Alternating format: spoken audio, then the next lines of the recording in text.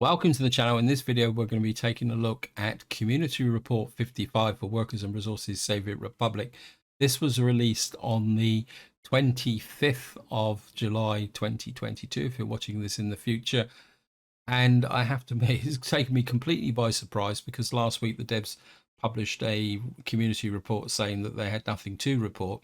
And I wasn't expecting to see another one of these until a week's time.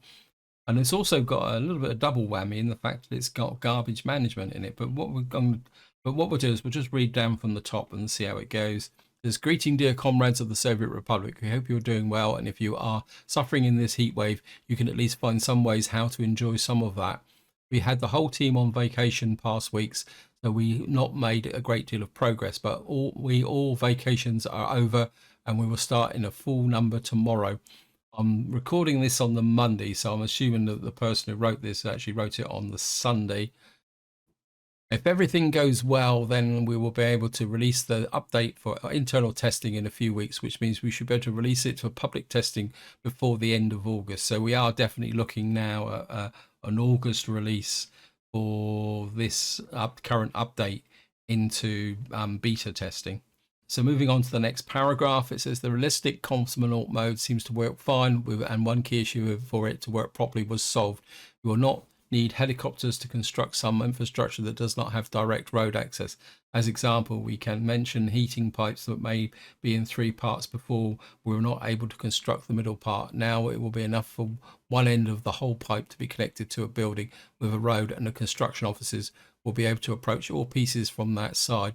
It will also make changes to electric wiring easier to make it, as you will not need to delete the whole pieces of the switch and substation to be able to construct it. Now that is a very big change because that flaw is actually in the current release if you are building manually. In fact, before you got helicopters, what you had to do is always ensure that all the piping and cabling and all that had a positive connection at one end or the other. So that it does represent a major change to the way manual construction works. Now we're going to move on to the good bit, garbage management. Now I'm going to be completely upfront.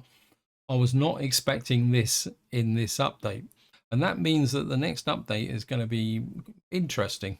So what I'll do is I'll just jump straight in and read it, and then we'll talk about it as we go through.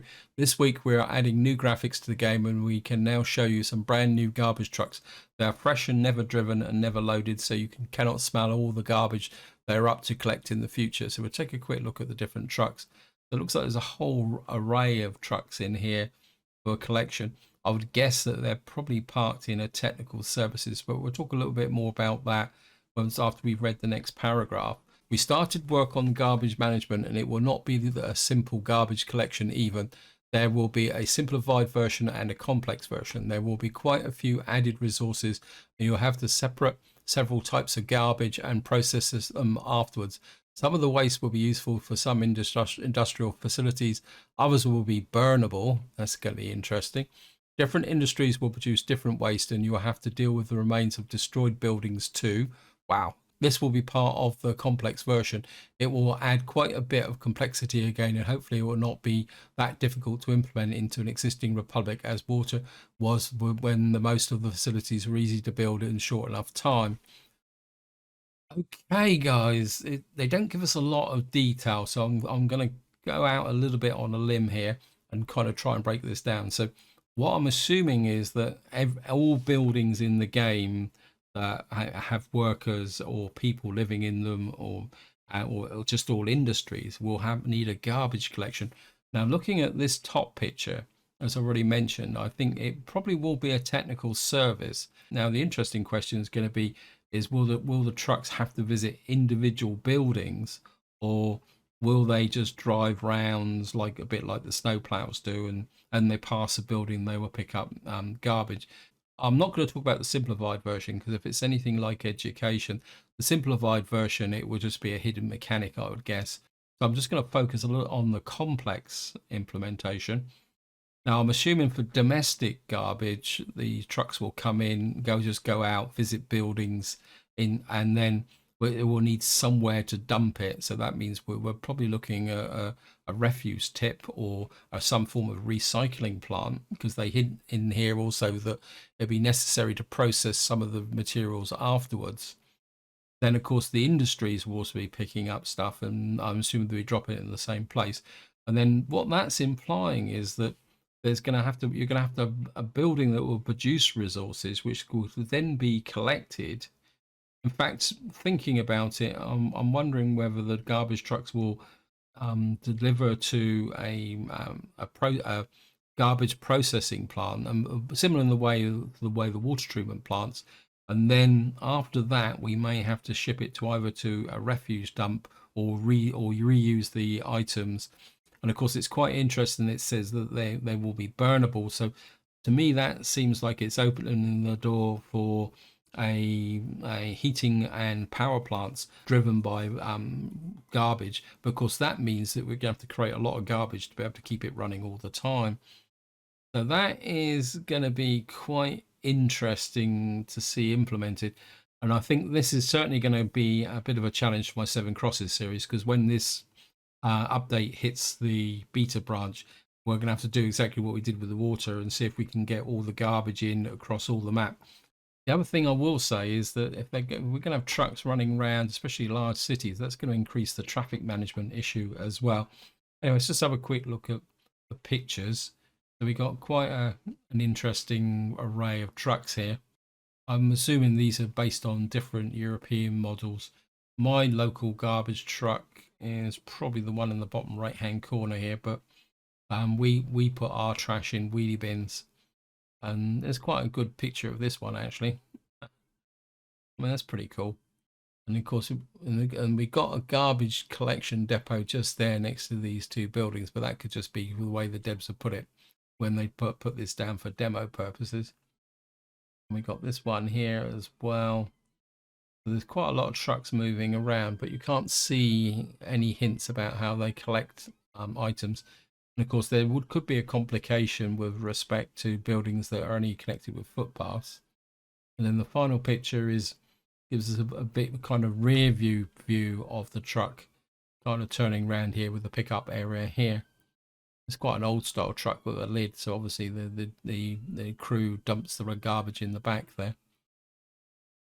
Anyway, guys, I'm looking forward to garbage collection with mixed feelings, because it's could introduce a level of complexity which I won't say breaks the game, but it was certainly going to add even more challenges to that initial starting period. The final paragraph, it says, help for Ukraine DLC report. We also want to inform you about the Ukraine DLC. There were 3,903 units sold in May with a net profit of $18,535.36, which we rounded up to $20,000. And then in June, there were 1,672 units sold with a net profit of $7,590.59, which we rounded up to $8,000. And we sent it to the Ukraine Red Cross. We had to contact them first, because the only option how to denote that to their website was by credit card payment. And then then they provided us with a USD account number, and we were pleasantly surprised about the initiative. We have an effective use of the money they received.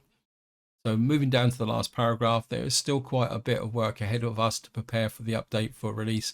We hope that you can wait a bit longer and give us the time we need to make it fun to play.